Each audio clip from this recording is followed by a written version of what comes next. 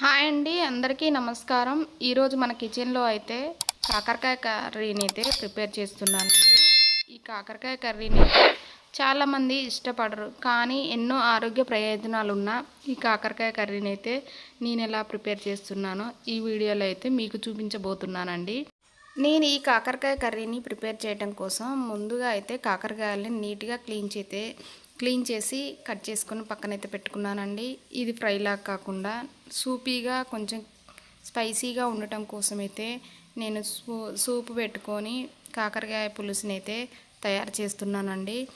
ఇలా కాకరకాయ కర్రీ చేయటం కోసం ముందుగా ఒక ప్యాన్ పెట్టుకొని దాంట్లో అయితే కట్ చేసి పెట్టుకున్న ఆనియన్స్ని, పచ్చిమిర్చిని, పోపు గింజల్ని, కరివేపాకుని అయితే వేసుకొని ఇలా తిప్పుకోవాలండి. కొంచెం పచ్చిమిర్చి, ఆనియన్స్ మగ్గిన తర్వాత పసుపు, కొంచెం అల్లం వెల్లుల్లి పేస్ట్ని కూడా వేసుకొని మంచిగా అయితే తిప్పుకోవాలి. నెక్స్ట్ ఆనియన్స్ అన్ని మగ్గిన తర్వాత కట్ చేసి పెట్టుకున్న కాకరకాయ ముక్కలను అయితే వేస్తున్నానండి. ఈ విధంగా కాకరకాయ ముక్కలను అయితే వేసుకొని కొంచెం ఉప్పు కూడా యాడ్ చేసుకోవాలండి. ఈ ఉప్పు వేసుకున్న తర్వాత కాకరకాయ ముక్కలను అయితే మంచిగా తిప్పుకొని మూత పెట్టుకొని అయితే ఒక 5 నిమిషాల పాటు మగ్గనివ్వాలండి. ఇలా మగ్గిన తర్వాత చూపిస్తున్నాను చూడండి. కాకరకాయ ముక్కలు అయితే కొంచెం మగ్గిపోయి ఉన్నాయి కదా, ఇంకొక 5 నిమిషాల పాటు మగ్గించుకోవాలండి. ఇలా మగ్గిన తర్వాత నేనైతే 2 స్పూన్ల వరకు కారంని అయితే వేస్తున్నాను.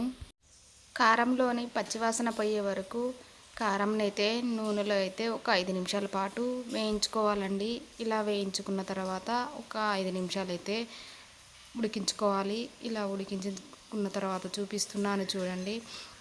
కాకరకాయ ముక్కలు అనేవి మంచిగా మగ్గిపోయాయి కదండి. దీంట్లోకి అయితే నేను ముందుగా నానబెట్టుకున్న చింతపండు రసాన్ని అయితే వేస్తున్నాను.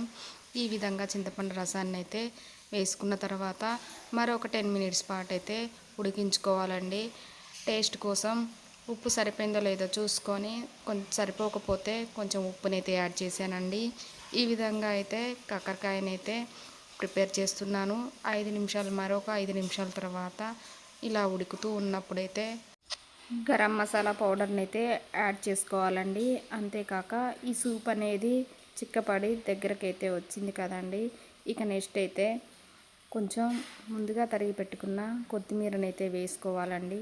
ఒక 5 నిమిషాలు ఉడికించిన తర్వాత కూర మొత్తాన్ని గంటి పెట్టుకొని ఇలా తిప్పుకొని మూత పెట్టేసుకొని స్టవ్ ఆఫ్ చేసుకుంటే కాకరకాయ పులుసు అనేది రెడీ అవుతుందండి.